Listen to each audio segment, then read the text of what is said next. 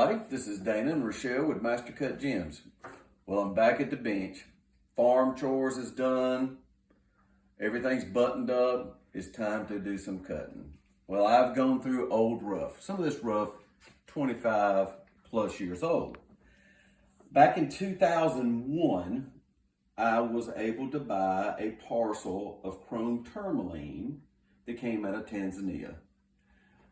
Well, it was an old group that I was in, and there was two parcels, and I bid on one and got it, and a lady bid on the other and got it. Well, later she emailed me and says, I'm not going to take it. Do you want it? So I was like, sure. Of course, you know, back in those days, I wanted everything tourmaline. The rarer, the better. Well, this particular chrome tourmaline came in. I have never in my life, and to this day, ever seen chrome tourmaline like this. It is a forest green. It's a little too dark a green for my choosing. It's not a savorite green. It's more of a forest green. But one axis, green, other axis, red. I mean, blood red. Under the Chelsea filter, blood red.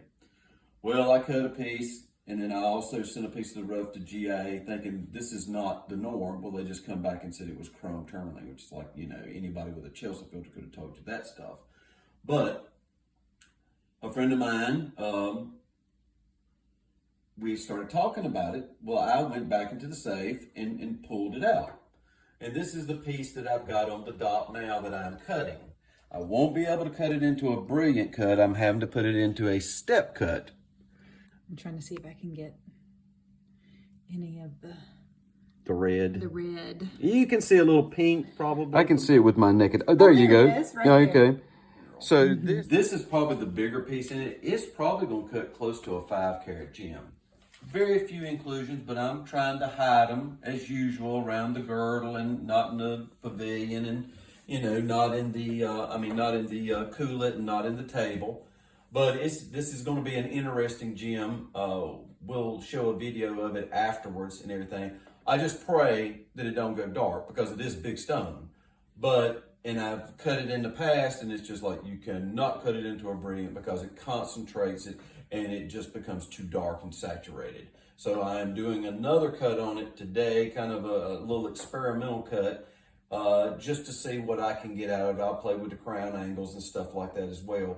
But this is just something that's very unusual. In my 30 plus years of dealing with gemstones, I have never seen chrome tourmaline red in one direction, true red, and green in the other. So, you know, Rochelle was asking me what I was doing today, so I told her the whole spiel. She said, let's video it. So I'm just finishing up the last 3 tiers of the pavilion facets as far as polishing.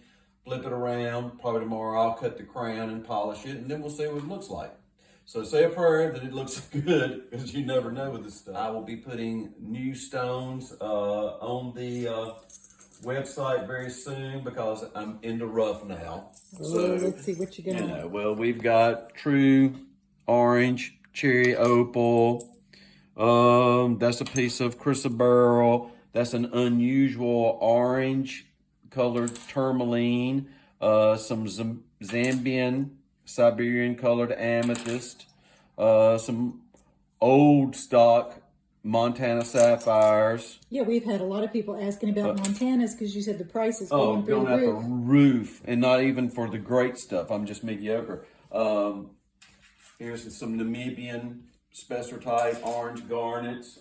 I love those orange garnets. I think they're just so pretty. Tajikistan pink spinel. Another piece of aquamarine. So it's just, you know, everybody's asking for unusual. So I've got tons of recuts to do that I bought over the last 25 years. Just kind of taking a break from recutting. And now I'm just cutting the rough and just going in and pulling stock out that's 25, 30 years old and cutting them. Something new, stuff you don't see on the market anymore. So let's just see where it goes. So those are the things that should be on the website within the next 30 days. I'm saying by no later than before Thanksgiving, we'll try to roll out another sale. That way people will be able to at least get the stone before Christmas, and then, you know, if it's for a gift, they can always put it in a box and say, amount comes later, you know, anything. But that's what we're doing, and we just wanted to let y'all know. So have a great day from Thanks. Dana and Rochelle. Thank you.